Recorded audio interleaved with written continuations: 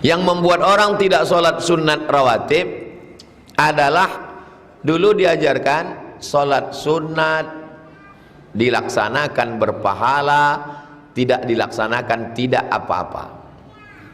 Jadi akhirnya orang milih yang tak apa-apa aja lah. Salah.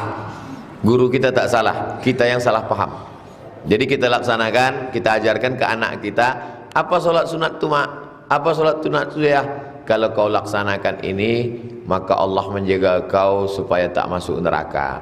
Kalau dijaga Allah matanya, nanti takut dia menengok yang haram. Kalau dijaga Allah tangannya, dipelihara Allah dari menandatangani yang haram. Kalau dijaga Allah kakinya, dijaga Allah melangkah ke tempat yang haram. Kalau sudah bersih otak, mata, telinga, tangan, lisan, kaki, dari ujung rambut ke ujung kaki, zahir dan batin, tak mungkin dia masuk neraka. Itu makna dijaga Allah.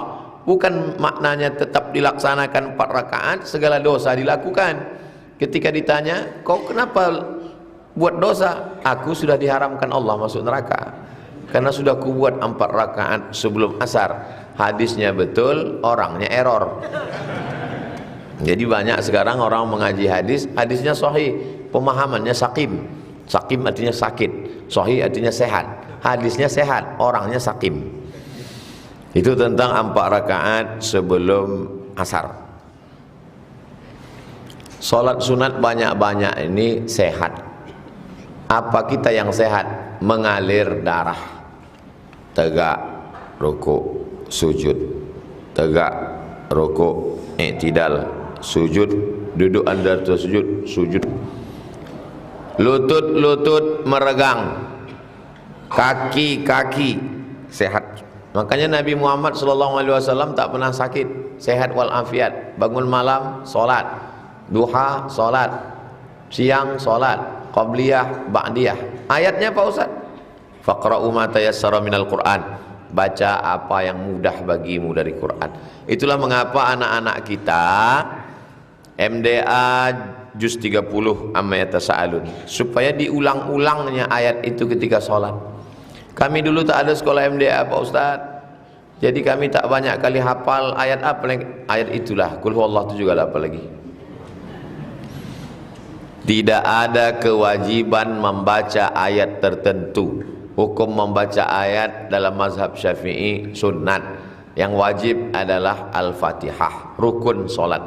Jadi dibaca ayat panjang, pendek, bagus. Yang penting ada tumak ninah. Tumak ninah itu ada kalau dibaca di mulut. Subhana rabbiyal azimi wa bihamdih. Walaupun sekali tasbih ada tumak ninah. Subhana rabbiyal a'la wa bihamdih. Tapi kalau tidak dibaca di mulut, tak ada tumak ninah. Jangan heran kalau ada orang sholat tu. Karena tak dibaca di mulut, hanya dalam hati saja.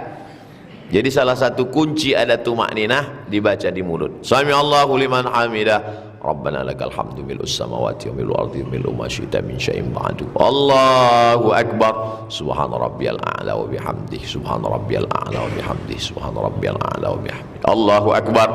Rabbighfirli warhamni wajibuni warfa'ni warzuqni wahdini wa'afini wa'afwani. Asal disebut di mulut pasti jelas bunyinya. Subhanallah, subhanallah, subhanallah, subhanallah. Kenapa orang bisa cepat betul? Karena tak disebut di mulut. Tak disebut di mulut. Apakah Nabi itu kalau sholat menyebut di mulut? Ya. Ya Khabbab, ya. Kau pernah hidup dengan Nabi? Ya, aku sahabat Nabi. Kalau Nabi itu sholat mulutnya bergerak apa tidak? Kata Khabbab, Nabi itu kalau sholat mulutnya bergerak. Sholat zuhur, sholat asar, walaupun tak berbunyi, mulutnya tetap bergerak. Dari mana kau tahu mulut Nabi bergerak? Bittirabi lihyati, karena aku tengok jenggotnya bergoyang. Kenapa jenggotnya bergoyang? Karena dagunya bergoyang. Kenapa dagunya bergoyang? Karena rahangnya bergoyang. Kenapa rahangnya bergoyang? Karena mulutnya bergerak. Bismillahirrahmanirrahim. Alhamdulillah.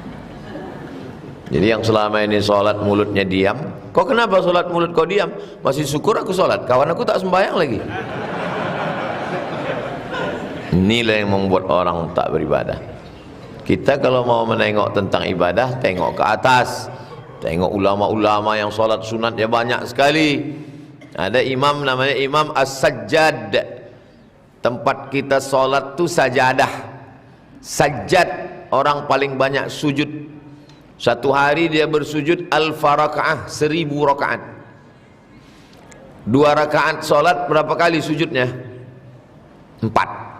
Sujud, duduk antara sujud, sujud, sujud, duduk antara sujud, sujud, salam, 4 rakaat. Jadi kalau kita solat zuhur, qabliyahnya 4, solat zuhurnya 4, ba'diyahnya 4, 4, 4, 4, 12 kali 2. Baru berapa kita sujud? Baru 24 kali. Ini dia sujud alfa 1000 kali sujud. Di mana bisa kami baca kitabnya Ustaz? Nama kitabnya Syiar A'lam An-Nubala, ditulis oleh Imam Az-Zahabi. Siapa itu yang bergelar as-sajjad sampai sujud 1000 kali? Namanya Imam Ali Zainal Abidin. Nama ayahnya Imam Husain. Nama ayahnya Sayyidina Ali. Ali punya istri Fatimah, lahir anak laki-laki Husain. Husain punya anak laki-laki namanya Ali Zainal Abidin. Berapa banyak orang Indonesia bernama Zainal Abidin untuk mengambil barokah dari ulama ini. Dia kalau maaf cakap pergi buang air besar, pergi dia buang air besar atau buang air kecil, hinggap lalat di bajunya. Pas balik itu digantinya baju itu untuk pakai baju lain sholat. Ditanya sama muridnya, kenapa tuan guru ganti baju? Karena kaki lalat itu bernajis, hinggap ke bajuku. Saking kan halusnya dia melihat najis. Kalau sempat begitulah kita menengok najis, penuh laundry. Tapi mereka ini pandangannya tidak lagi pada halal haram, tapi pandangannya pandangan orang yang warak, melihat hal-hal yang kecil menjadi besar. Sedangkan kita tidak, menengok dosa besar itu diperkecil. Ini kan dosa Pak, tak apa-apa, banyak yang lebih besar lagi. Makanya apa kata sahabat Nabi?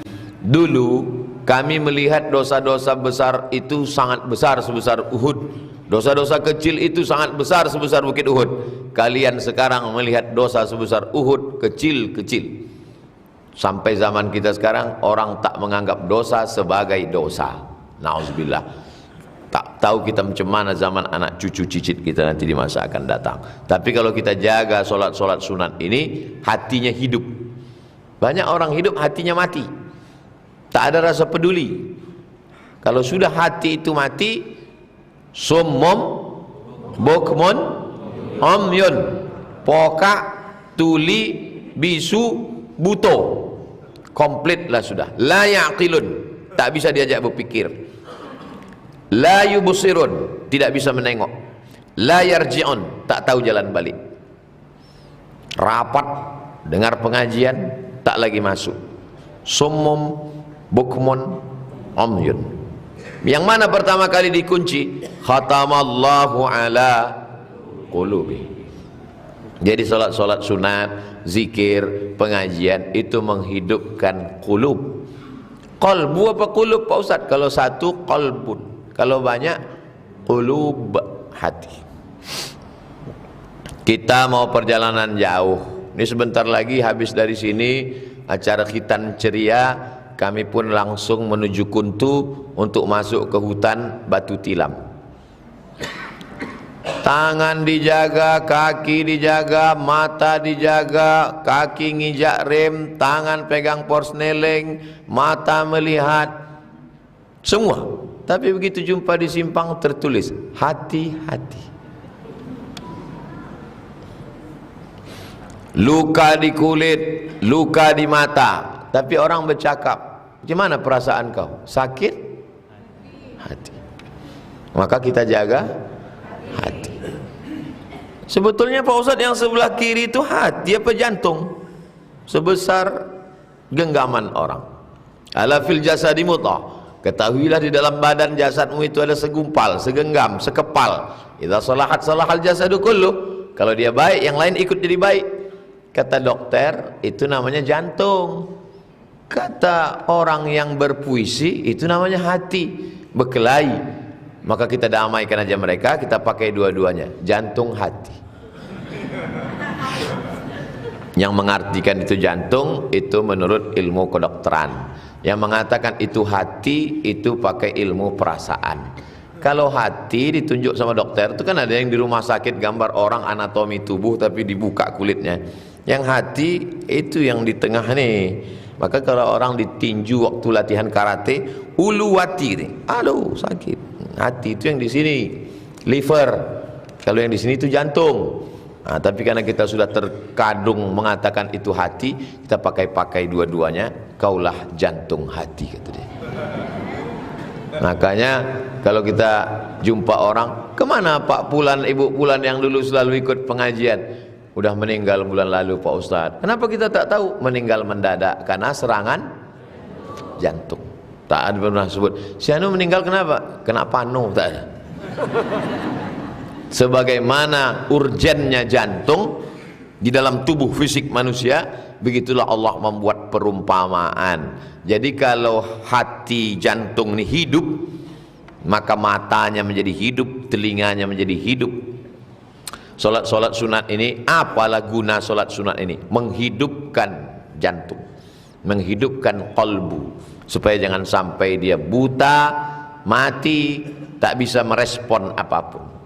Tertulis di kening, not responding, tak peduli kepada apapun. Kita lanjutkan hadis nomor wa akhraja fil awsat. Imam At-Tabrani menyebutkan dalam hadis Al-Mu'jam Al-Awsat, dalam kitab Al-Mu'jam. Imam Tabrani punya 3 kitab, Al-Mu'jam Al-Kabir, Al-Mu'jam As-Saghir, Al-Mu'jam Al-Awsat. An Abdullah bin Amr mithlahu, dari Abdullah bin Amr bin As, hadis yang sama bunyinya, lam tamassahun nar, siapa yang istiqamah melaksanakan 4 rakaat sebelum asar, maka tubuhnya tidak disentuh api neraka. Apa maksudnya kulitnya tak disentuh api neraka? Karena hatinya hidup. Kalau sudah hatinya hidup, dia bisa membedakan yang hak dan yang batil, yang halal dengan yang haram.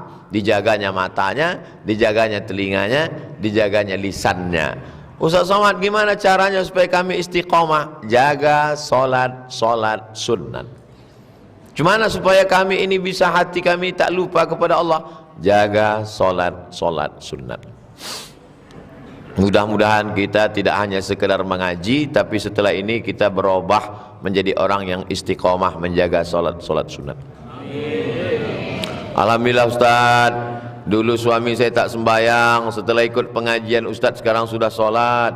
Solat qobliyah apa ba'diyah, Bu? Solat Jumat Pak Ustaz.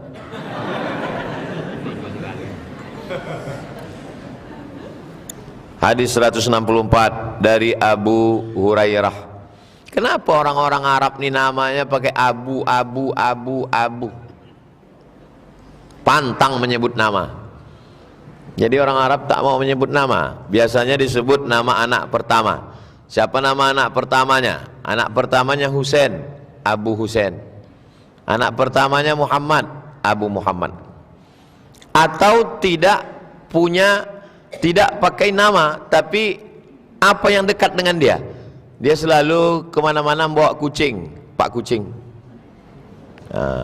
Atau sifat yang melekat pada dia, kulitnya hitam, Pak Hitam. Abul Aswad, Pak Hitam. Jadi apa yang membuat dia lebih menjadi spesifik untuk mengenali dia? Kebetulan dia selalu membawa kucing kemana-mana. Lalu dipanggil Nabi, Pak Kucing. Bukan berarti dia ayah kucing. Penggunaan kata Pak itu tidak selamanya ayah. Pak Kumis bukan berarti ayah kumis. Maksud Pak di situ adalah orang yang berkumis. Pak Kancil bisa jadi karena dia lincah macam kancil. Itu sifat. Jadi kenapa dipanggil dia Abu Hurairah? Karena dia penyayang. Selalu dia membawa kucing. Ada pula ibu-ibu di Pekanbaru ini selalu menyiksa kucing. Na'udzubillah. Orang yang ahli ibadah, kalau dia menyiksa makhluk Allah, maka dia tidak menerima rahmat Allah. Seorang perempuan yang nakal, yang jahat, memberi air minum anjing, maka diampunkan Allah dosanya, karena di dalam hatinya ada kasih sayang. Tapi jangan gara-gara ini semua orang Pekanbaru memelihara anjing. Karena substansi hadis itu adalah bercerita tentang hati yang ada kasih sayang, maka Allah menurunkan kasih sayang. Dan itu ceritanya tentang Bani Israel sebelum Islam datang. Sesudah Islam datang, diharamkan memelihara anjing kecuali untuk anjing penjaga dan untuk anjing berburu. Di suku Talang Mamak di pedalaman itu mesti dijaga kebun tu anjing, kalau tidak banyak babi hutan. Di Pekanbaru tak ada alasan, aman. Babin Kamtipmas ada, Babinsa ada, security banyak, polisi ada, apa perlu lagi pakai anjing? Aman kota Pekanbaru. Jadi kalau ada orang mengatakan, ini kau melihara anjing, hilang pahala kau sebesar bukit Uhud sehari, itu mengada-ngada kalau dia katakan untuk menjaga. Karena kita dalam keadaan aman, tentram, adem, ayam, tenang, tak ada kesulitan apapun. Apalagi di beberapa komplek, jangankan penjahat, ustadz aja payah masuk.